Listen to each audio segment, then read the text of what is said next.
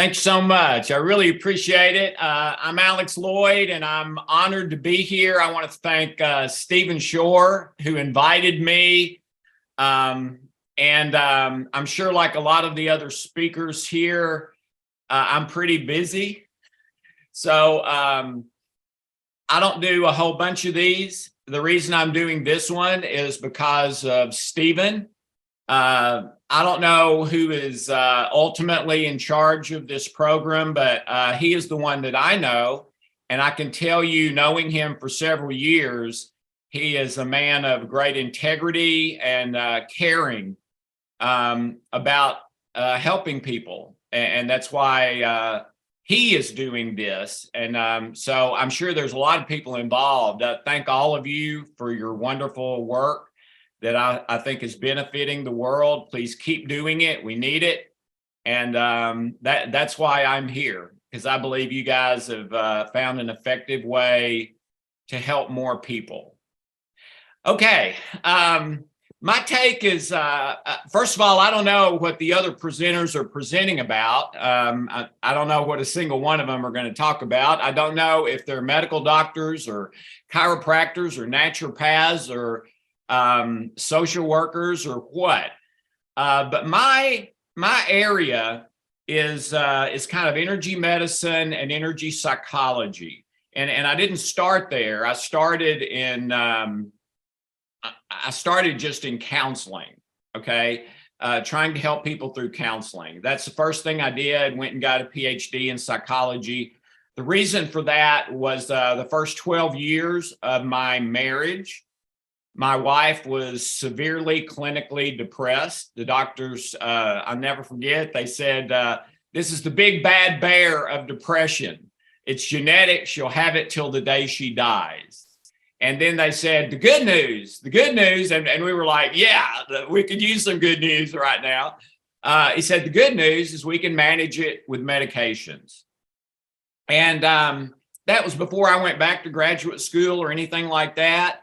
And so I thought that sounded pretty good. So for the next 6 years, Hope tried medication after medication, and some of them helped a little bit. But even the ones that helped, the side effects were worse than the help. The side effects were worse than the benefit that she got. So we knew that was not going to be the long-term solution, because we had pretty much tried all of those, and most of them didn't benefit her at all. Some of them she felt worse, and the ones that did benefit, the side effects were worse than the benefit. So we did a 12-year search to try to find a solution to her depression. That's where I started, okay? For me, this started out of pain. And it was the pain of my wife's illness and seeing her in agony every single day, knowing what a wonderful, beautiful, lighthearted, kind, compassionate, caring person she was.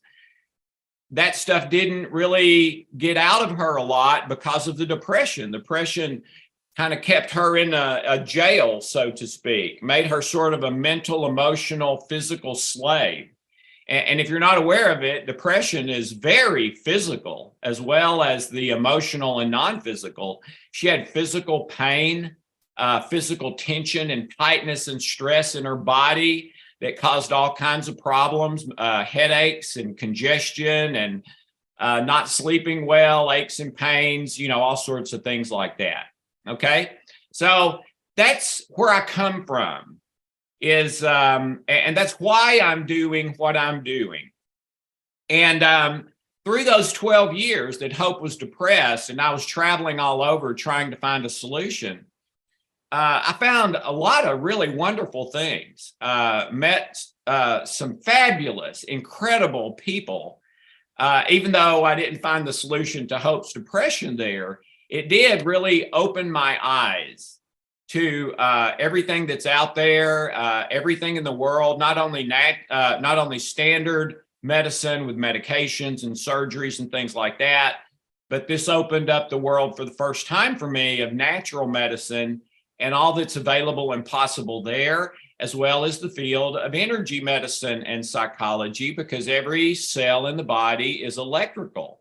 If it has plenty of energy, it tends to function correctly. If it doesn't, it tends to malfunction. Okay, so in 2001, I discovered a system for healing that, to my knowledge, had not been discovered before, a closed system of 4 healing centers on the body that, when you activated in a particular sequence, depending on the person's problem, the problem got better, and usually pretty fast. To give you an example, we would have people rate their issues 0 to 10, 10 being the worst, 0, no problem whatsoever. Then we would have them do a 6-minute little custom self-treatment. And then we would give them another medical test. We'd give them the 0 to 10 and a medical test called heart rate variability. Then they do the 6-minute process and do and re-rate the 0 to 10 now, just their objective opinion. But then we would also do the heart rate variability medical test again. And typically we do it again in 24 hours. And the results of that is that for about 87% of the people that we did that with, and that was thousands over like 2.5, 3 years, 87% of them went from stress to no stress, what is called physiological balance, in 30 minutes or less. Okay? From stress at a 6 out of 10, 8 out of 10, 9 out of 10, and the medical test showing they are in physiological stress and how much.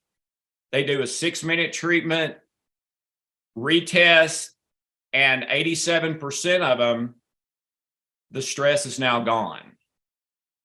And in several other percentages above that 87%, it was almost gone or halfway gone or dramatically better or whatever. And then when we tested them 24 hours later, the numbers were holding.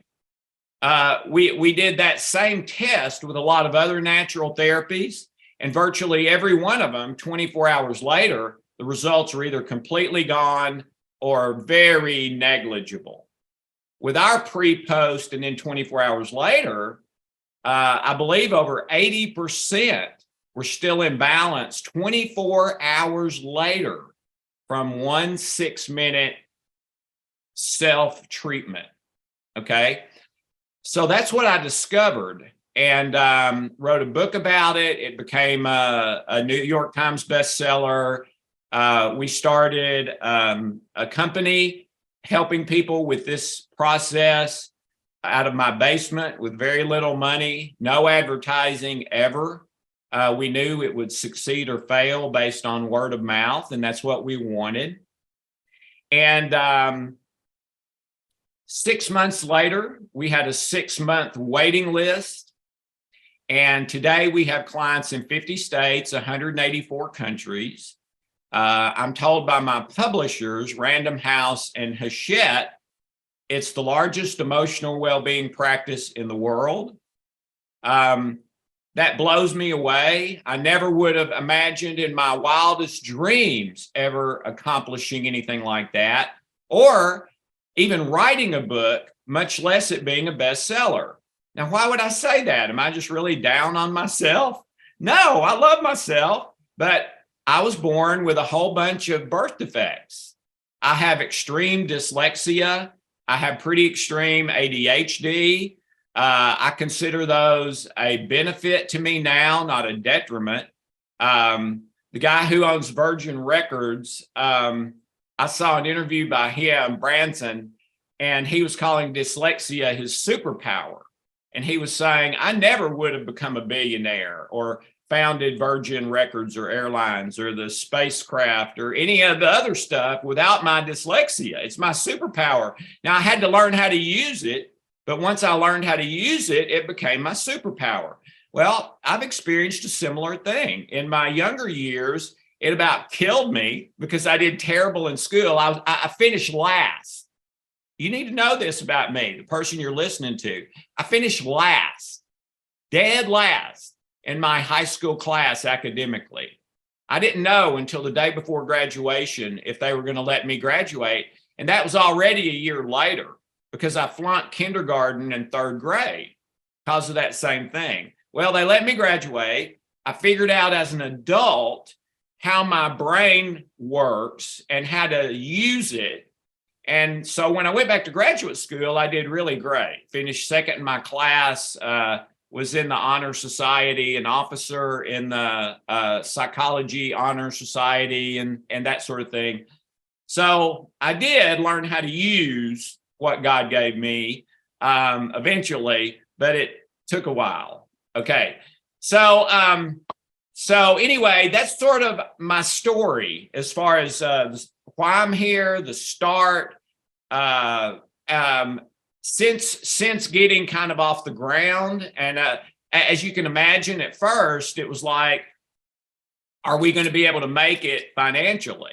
Because no one knew what this was. No one had ever heard of it. I mean, even back then, if you said acupuncture, everyone knew what you were talking about. If you said this weird thing that I do called the healing codes, no one knew what you were talking about. And so it took me literally about an hour or two to explain to people what this was just to get them to try it. That's the reason I wrote the book. So I wouldn't have to take an hour or two. I never thought it'd be a book. I thought it'd be a manual for my clients that would save me time. But anyway, after we got up and it went from, are we going to be able to stay afloat to how do we keep up with demand? We started developing some new things. My newest thing, they showed it at the first of this when they were introducing me. The Memory Code is my latest book. It's the first book ever published on how to re-engineer memories. That's the holy grail of psychology. Everyone knows if you can heal the memories, you can heal the problem, okay? And it took me 30 years to figure out how to re-engineer memories. And I will say, I told you Stephen Shore is the one that invited me to this, and a wonderful, great man of integrity that I've known for years now. And I will throw in a little off the cuff. Stephen really likes the memory engineering to do, in his own life. I think he read the book and likes it. So if that helps, there it is. And many people have said the same thing. And so anyway, the Memory Code is a 10-minute process to change any negative, destructive memory that you need to change in order to be happy, healthy, have emotional well-being, and heal the source of your physical health issues. Because the non-physical always creates the physical. So whether it's cancer or diabetes or something like that, that doesn't just come out of thin air from osmosis. That grows out of your non-physical issues and stress. And that's why 95% of all illness and disease is directly attributed to stress. And that's the Center for Disease Control and Stanford University. By the way, about 10 years ago, the Center for Disease Control said it was 85%. They've since upped that to 95%. Okay. All right. So what I'd like to walk you through in the next few minutes is what I call the 7 deadly forces. And these are things that I've discovered over years of researching that are 7 things that tend to sneak up on people and ambush you from behind, so to speak, metaphorically. In other words, these are things you're not looking out for because you probably don't even know they exist. And when they happen, all of a sudden you're in a panic or confusion. You're not sure what to do. You're not even sure where this came from or why you're feeling it, but you can't get it to go away. Okay. So understanding these 7 deadly forces and how to combat them, to me, is critical, because I've seen so many people do all the right nutrition, do all the right medical stuff, exercise, meditate, do yoga, walk, eat well, drink lots of clean water, and they're still unhealthy. And when we dig down, we find that they've got one or more of these 7 deadly forces operating in their life, and it's sabotaging everything else they're doing. So what I would recommend is don't quit doing anything you're doing. Just go through this process, see if any of these are being active in your life and possibly sabotaging your health and happiness, and then get rid of it. It's hard to get rid of something that you don't even know exists. And if you do know exists, you don't know how to get rid of it. Well, I hope we're going to answer both of those questions by the time we're finished today. All right. So if we could go to the next slide, please. And this is sort of what this is sort of my take on what we're trying to do here, to go from crisis to thriving. And why would I say crisis? Today is May the 11th, 2023. And if you're living during this time, I don't have to explain to you crisis, because you know the world is in crisis right now. I mean, most of the people I talk to say, we have never seen a time in history like this time. And a lot of that is in a negative way, not in positive ways. All right. New research came out that said before COVID, anxiety and depression was about 7 to 8% of the population for one, and 8 to 9% of the population for the other. Okay. Post-COVID, they are at like 60% of the population at least have depression and anxiety symptoms to the point that it's holding you back in your life, even if it doesn't qualify for an official diagnosis. So we've gone from 7-8% to around 60%. Another research that came out just in the last month said that today's average teenager, okay, you understand that, 2023, today's average teenager has the approximate same stress as a person in the 1950s who would be committed to an insane asylum against their will. That those anxiety and stress levels are basically the same. In other words, if the teenager today was living in the 50s, they would be involuntarily, if needed, put in an insane asylum because of their anxiety and stress and the emotional and mental things that would create in them. Scientific American, about 3 years ago, came out with a new study that said about 50% of everything you believe about your life from your memories simply is not true. 50%. And then another one from Scientific American about 8 or 10 months ago said that the average person today leans approximately 80% to the negative all the time. Well, what's the significance of that? Well, you're probably familiar.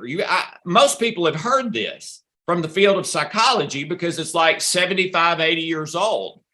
That children, in order to be well adapted, to have emotional well-being as an adult, need an approximate 10-to-1 positive to negative ratio of positives to negatives during their childhood growing up. They need about a 10 positive to 1 negative ratio in order to have emotional well-being as an adult.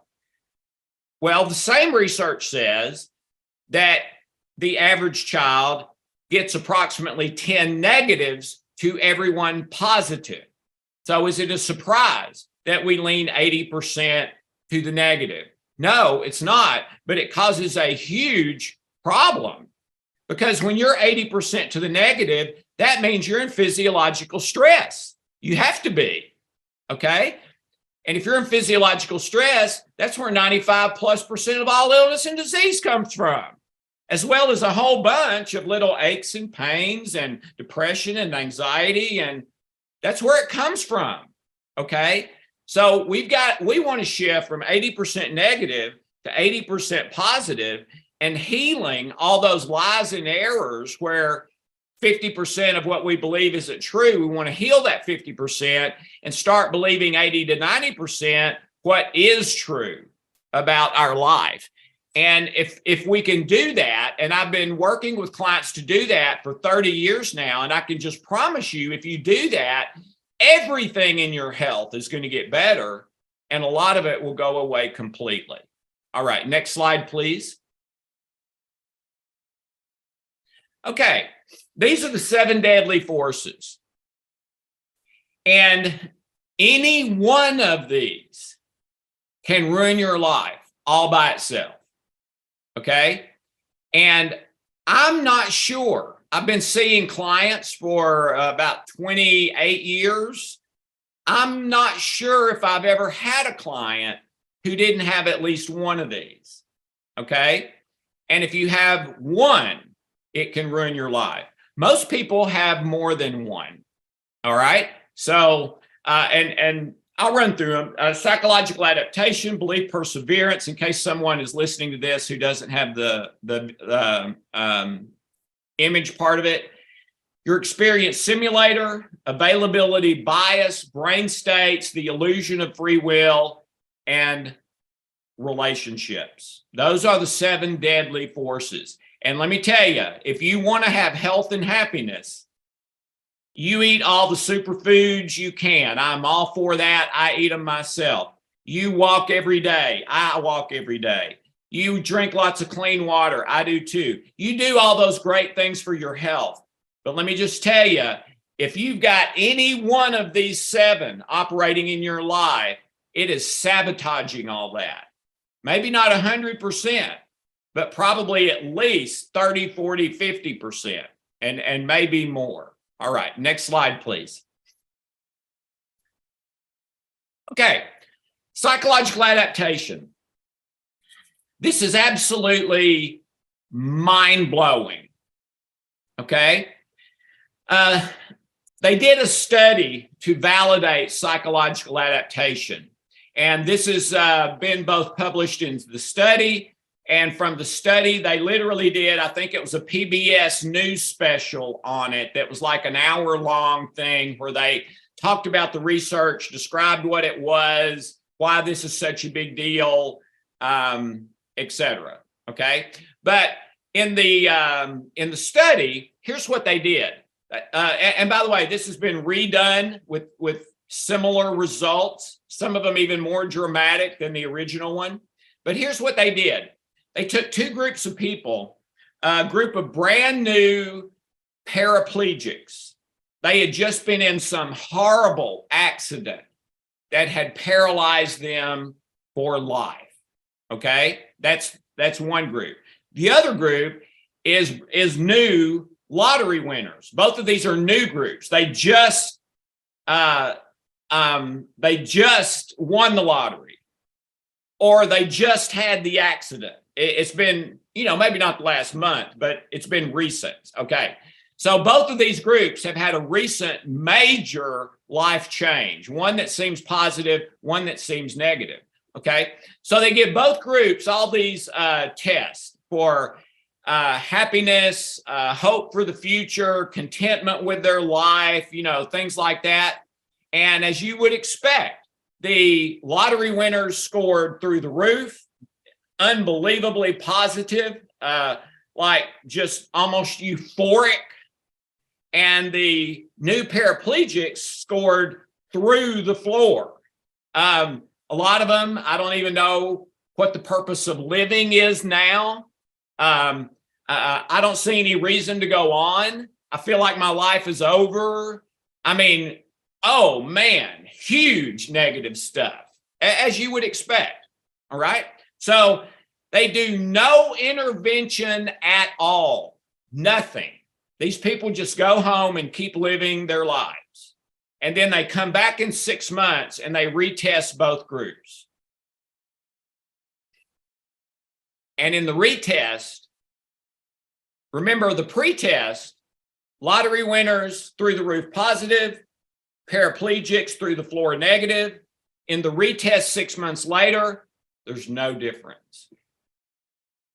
The paraplegics are just as happy with their life, just as hopeful for the future, just as content as the lottery winners. How is that even possible? I mean, I've tried to put myself in that study about 1 million times since I heard about this study years ago. And I believe that every single time I would pick winning the lottery. I believe every single time if I won the lottery, I would be way happier than if I was a paraplegic. I believe 100% of the time, if I became a paraplegic, I would be much more unhappy than even if I didn't win the lottery and just nothing happened. Okay. But compared to winning the lottery, oh my goodness, what a difference. But you know what? I would be wrong. Based on the research, if I got hit by a truck and was a paraplegic, chances are in 6 months, I would be just as happy and content with my life as if the 6 months previous I had won the lottery instead of being in the accident and becoming a paraplegic. Okay? So this is a mechanism that is built into every one of us that in 6 months or less can make you okay in any scenario. Any scenario, virtually. Now, let's say 99% because nothing's 100%, okay? If you're in the Holocaust or something, I'm not going to assume you're going to be okay. I'm not going to take it that far. But the research says in 6 months or less, in virtually any situation, psychological adaptation, if it's working correctly, will make you feel like you're okay. Ladies and gentlemen, you want to know the number 2 complaint I've heard from my clients over all the years I've been doing this? Number 1 is pain. But the number 2 is, I'm just not okay. I'm not even sure how to put it. I'm not even sure the words, but something's not right. Something's not okay. Something's not okay. Well, that's what they found psychological adaptation does in 6 months or less. Whatever it's doing inside you, the end result is you feel like you're okay. Well, what does that tell you? It tells you then that in my clients for 30 years, those people, psychological adaptation has not been working in their lives. Or they would not have been able to come in and tell me that, because most of them, what had happened to them, which was the reason they were seeing me, had happened way more than 6 months ago. Oh, 95%, way more than 6 months ago. And they were still not okay. What does that mean? Psychological adaptation is not working. All right. So what makes it not work? Stress and pressure and anxiety. The things that we've heard since COVID have absolutely gone through the roof and skyrocketed to an unprecedented level. The United Nations and World Health Organization calling it now an epidemic. It is now not going to become. Years ago, they were saying it's going to become an epidemic. Now they're saying we're here. It is an epidemic. And if your psychological adaptation was working correctly, it would make you okay, even if other people weren't. And it can do that today if you fix it.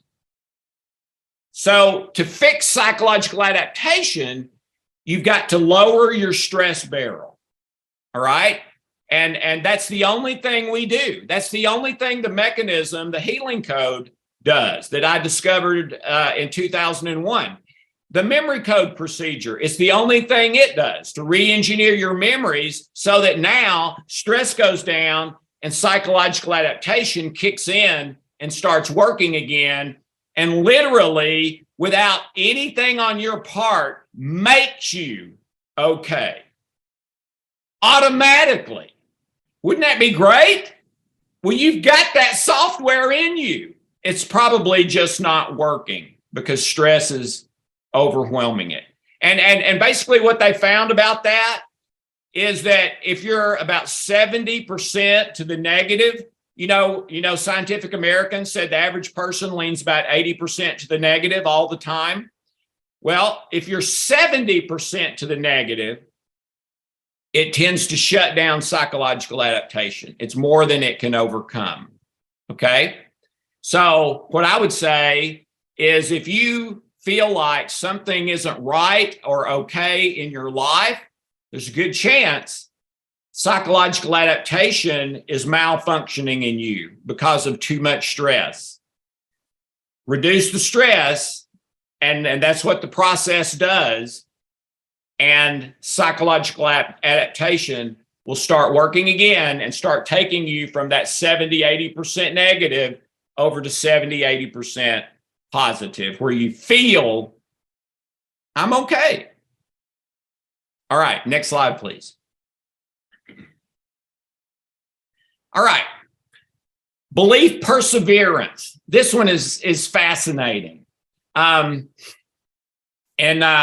This was reported, an article in Boston Globe, July 11th, 2010. The name of the article was How Facts Backfire.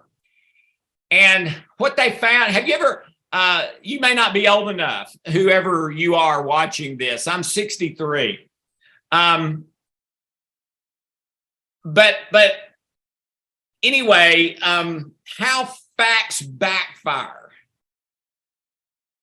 That's a weird statement. Have you ever heard that statement? How facts backfire. Just think about that for a second. How facts backfire. How can a fact backfire? Okay. Back to childhood, if you're old enough to remember. When I grew up, there was a constant argument among people around town about Ford versus Chevy. And this was before Toyota and Honda and all those. It was pretty amazing because at times it would almost get physical. The confrontation and fights over which is better, Ford or Chevy. And you had a group that was diehard Ford and a group that was diehard Chevy.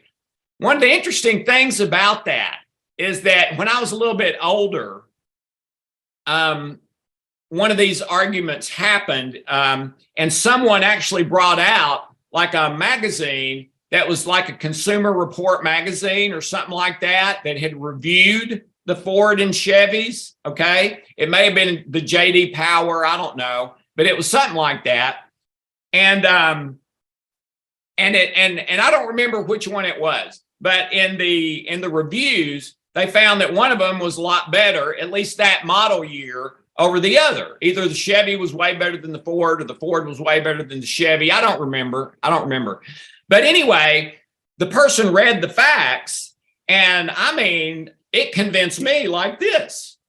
Okay, let's say, I don't remember which it was, but let's say it was saying Ford was better. All right. I mean, it was cut and dried. If I was going to buy a truck this year, this model year, I would for sure get the Ford, because they said, the article says the Ford has this and this and this and this and this that are all really great positives. It doesn't have these negatives. Chevy doesn't have as many positives, and Chevy has a couple of negatives that'll really make you wish you'd bought the Ford. All right. So yeah, it was cut and dried. But the amazing thing to me is that the Chevy people still would not agree. They would go to some conspiracy theory argument in order to try to prove their point that in spite of the hard facts of the people who had tested this engine versus that engine, this exhaust versus that exhaust, this steering versus that steering, okay? They're just saying, well, they're just wrong, or there's this conspiracy against Chevy, or, you know, basically, and we all knew it except them, basically, they just couldn't say they were wrong. They could not say, I'm wrong. They were too invested. Chevy had become part literally of their identity.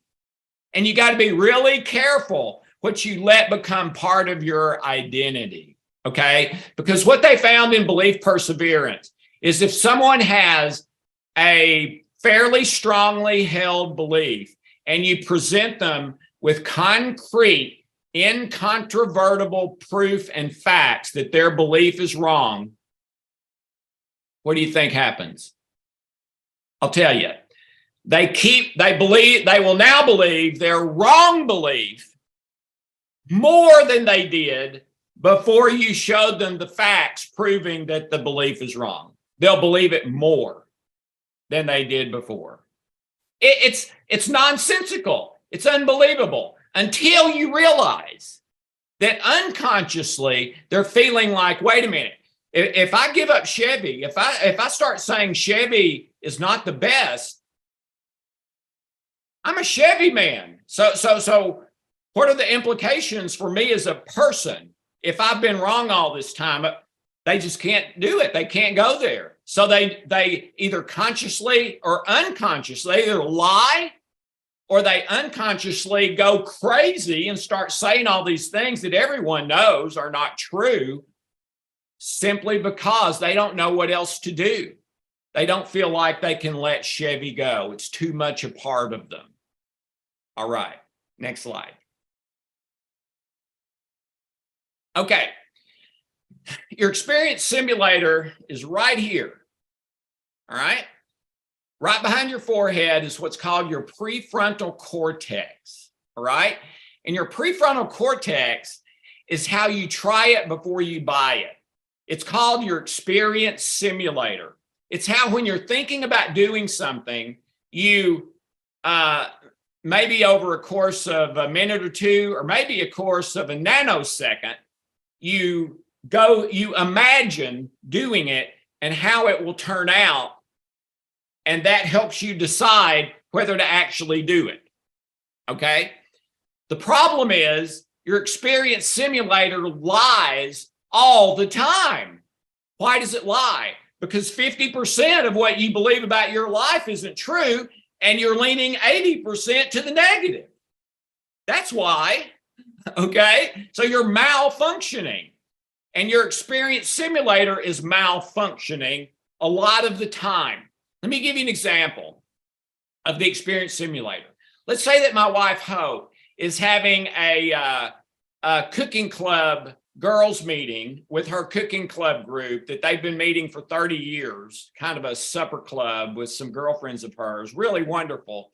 But once a month or so, they go do something. So let's say she's out there having fun with her girlfriend. So I've got the evening at home by myself, and let's say there's a great game coming on that I want to see. So I use my experience simulator and I think, oh, okay, so what am I going to do tonight? That game is coming on.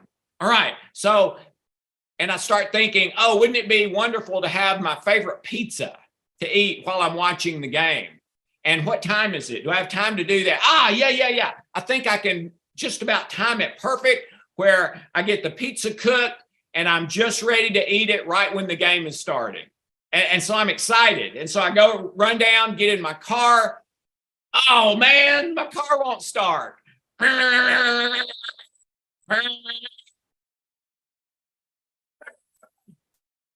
Get angry, okay? Or irritated or frustrated, okay? Because I've got this thing all timed out, all right? And I know it's going to work and I need it to work, okay? My car won't start. So, but but I run and grab a charger booster. I'm hurrying so I don't mess up my timeline so that I'm starting to eat my pizza right when the game starts. So I do the charger as fast as I can, end up doing it too fast and cutting my finger and getting dirty and, dropping stuff and because I'm trying to hurry too fast. Anyway, I get the car started out the driveway, and what is the deal? There is unbelievable traffic at a time when there shouldn't be much traffic at all. Anger, irritation, frustration. And then get closer to the store, starts pouring down rain. And I don't have a raincoat. I don't have a hat. I don't have an umbrella. Okay. Park. I can't find a close parking place. I start running in and I step in a huge puddle and it gets me drenched all over. They don't have my pizza. The line to check out is long. I mean, you get the idea, right? Everything goes wrong. It doesn't have to be everything goes wrong. It could be one or two things go wrong, okay? But anyway, by the time I get back, my stress is through the roof. I do not enjoy the game now. The pizza does not taste good because I'm stressed out of my mind and angry and, all this sort of thing, dirty, cut, bleeding, etc. And I know that's a little bit dramatic, so you can lower that down a lot if you want to. But anyway, I'm stressed out. Okay. Well, guess what? None of that needed to happen. What was my mistake? My mistake was believing that my experience simulator was telling me the truth, that all that stuff was going to happen without a glitch. I had absolutely no facts or evidence at all telling me that none of that stuff would occur and I could go do that on my tight timeline and I decided that I thought the timing was right, but there's no way I could have known about this other stuff. And you know what? There's always other stuff. There's always other stuff. So we've got to get our experience simulator to quit malfunctioning and start working correctly. Well, how do we do that? We go from 80% leaning to the negative to 80% to the positive, and we heal those 50% of lies that we're believing about our life. And when and if you do that, your experience simulator starts working correctly. And now it can be this huge benefit to your life because given a set of facts and circumstances, you can close your eyes, image that, and come pretty doggone close to what's really going to happen or what might really happen, giving up the end result that, yeah, anything and everything could possibly happen. So I'm not expecting everything to go right. I'm not expecting anything. I'm just expecting to do the best I can, and it'll happen as it happens. It'll be raining or it won't. They'll have my pizza or they won't. I'll have it ready to eat when the game starts or I won't. But those aren't, none of those are life-changing problems, okay? But my experience simulator malfunctioning all over the place and me becoming angry and frustrated and stressed and by the way, we use the experience simulator without even knowing it probably 20, 30 times a day. So if you're thinking, wait a minute, how many times do I close my eyes? Imagine, no, that's not what we're talking about. Now you can do it that way, but for most people, this all happens unconsciously like that, all right? And you're just kind of giving the final answer. Yeah, it'll work. Go. When there's no way that it'll work. Okay. So basically the experience simulator is giving up expectation. And healing the 80% negative and the 50% wrong beliefs about who you are. Okay. What's the big deal about giving up expectation? Dr. Dan Gilbert at Harvard wrote a wonderful best-selling book called Stumbling into Happiness based on research they did on the campus of Harvard. You see Dr. Gilbert on TV a lot now. TV commercials and interviews and all kinds of things. What they found on the campus at Harvard is that the moment you have an expectation of something in the future that you're not completely in control of, it spikes your stress. For how long? For as long as you have that goal that never should have been a goal. The goal should always be in the present in love. You can have a desire about the future and a hope, but when you turn it into a goal, you've taken ownership of it. And now if it doesn't happen, you have that max stress thing, okay? So we've got to heal your experience simulator. And when we do, you're going to have a great benefit to your life that maybe you haven't had from now on. Next slide, please.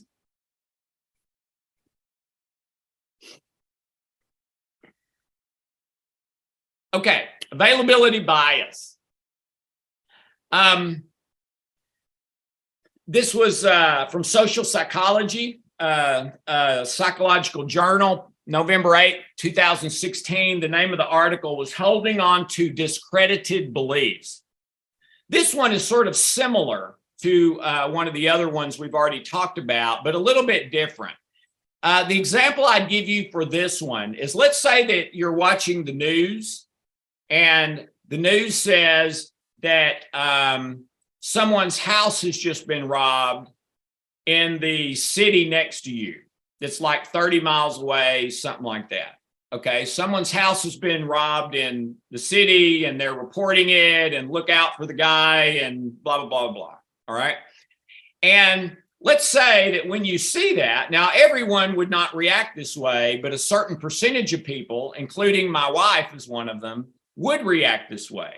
So let's say you're watching that and all of a sudden you start getting a little worried, and then a little more worried. And then you think about it a little more and you imagine them breaking into your house, and you imagine them maybe stealing something and being confronted with, you know, some big, strong, mean intruder that may have a weapon, that may want to hurt you if you try to keep them from taking things, that may hurt your children, that may kick your dog. I don't know, whatever. But you start getting more and more worried, and all of a sudden you've got anxiety about this robbery that happened 30 miles away in a different city. That is availability bias. The odds of that same person robbing your house are less than being struck by lightning. Now, how much do you worry about being struck by lightning? And I apologize to the very small percentage of you that do have the fear of being struck by lightning. I'm sorry, and I think we can help you with that. But most people aren't afraid of that. Well, the odds of that are greater than the odds of this, or almost anything else that you would wrongly believe from availability bias. So we have to make sure, and the thing about availability bias is that you're taking facts out of context. The other one we talked about was you are just disregarding facts. That's not this one. This one, the facts are true, but you're taking it out of context. Yeah, if you live next door to where that happened, or 2 streets over, or maybe even in the same city, there'd be little more justification for that anxiety. But the city over, no, probably not. That's probably an emotional problem that you have, and that is evidence of it. Okay, so how do you fix availability bias? 80% negative to 80% positive, and heal the 50% of wrong beliefs you hold about your current life. Lower your stress load, and it will heal. It's a software program we all have. And the opposite of it is to put things in context. And so we see the news thing, and maybe we start to feel a little anxious, but then we catch ourselves and say, oh, no, wait a minute. Odds of being struck by lightning are better than that. No reason to feel anxiety over that. Now, if the news says they're coming this way, and I keep watching, and now all of a sudden they're a mile away, they've been seen a mile away. Okay, yeah, maybe then, yeah, you start looking out. but not just from a house was robbed 2 streets over. But what people stress about all the time is very similar to a house 30 miles away. What most people have availability bias about is something that the average person would tell you, no, you should not be worried about that. You're taking it out of context. But the person that's doing it, they can't help it because availability bias in them is broken and they're not able to get context. Heal it and you get the context back and the anxiety and worry go down. Next slide, please. Okay. Most people have heard of brain states, maybe. They've maybe heard of delta brain waves or theta brain waves or alpha brain waves, whatever. Most people have heard of gamma rays. That can be a different thing. We're talking about the ones in your brain and body. But this is fascinating to me. You have 5 brain states: delta, theta, alpha, beta, gamma. And you can be in more than one brain state at a time, but one will typically be dominant at any given time, okay? Beta is the primary stress brain state, okay? The first few years of life, first 6 or 8 years of life, we live like 24/7 in delta theta brainwave state. The first 6 or 8 years of life, let me repeat it. You live in delta theta brainwave state. First 6 to 8 years of life, everybody does. But then you come out of it at about that age, and you never live there again. Only those early years. Okay? So, what if a trauma or something negative happens in those first 6 or 8 years of life when you're in delta theta brainwave state? I'll tell you, it goes to hard drive programming for the rest of your life.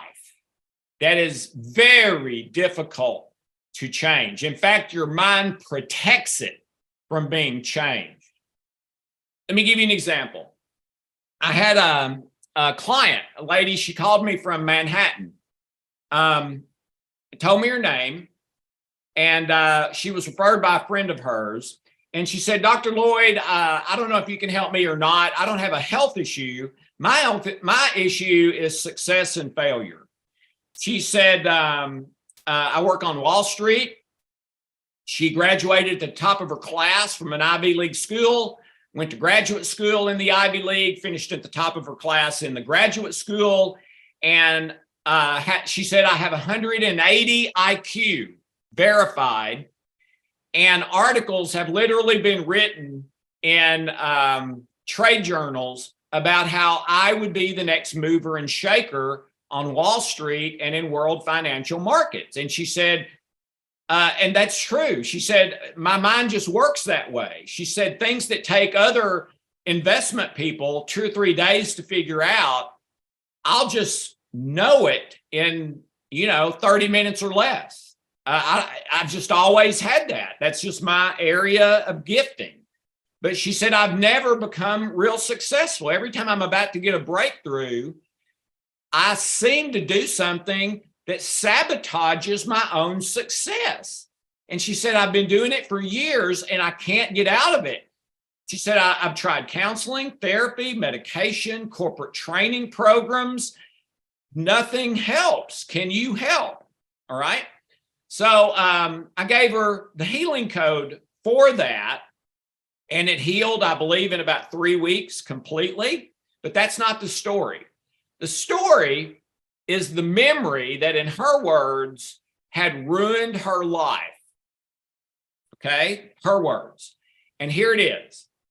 When she was about 5 years old on a hot summer day in the United States, at lunchtime, her mother gave her sister a popsicle, but would not give my client, who was 5 years old, a popsicle. And my client, as best they could remember, the mother said to my client when they were 5 years old, honey, your sister's already had a good lunch. When you have a good lunch, you can have a popsicle too. And as best my client could remember, that was about the way, the tone of voice and body language that her mother said that with. 80% of communication is nonverbal. All right. That was the memory that, in my client's words, had ruined her life. I have a question about that memory. Who did something wrong in that memory? My client, the mom, the sister? Who did something wrong? The answer, no one. No one did anything wrong. How could that have ruined her life? How is that even possible? Her mom was kind to her in her tone of voice. Her explanation was reasonable, something any parent might very well say. And I have said a number of times to my kids when they were growing up. How could that be? It could be one way. If she was in delta theta brainwave state when it happened, and she was, because she was 5 years old. So why would that do that in her? I'll tell you. If you're in delta theta brainwave state, you do not have the ability to filter the circumstances that are happening in your life. You don't have the ability to logic and reason them in a good enough way, like you will be able to when you're an adult, to absolutely cause them to make sense all the time. That ability is not completely formed. It's not formed enough for you to be able to do that. So it goes to hard drive programming, and that memory is literally protected by your unconscious mind from being changed because it's a trauma memory. And trauma memories serve as an early warning defense system that could save your life in the event of an emergency.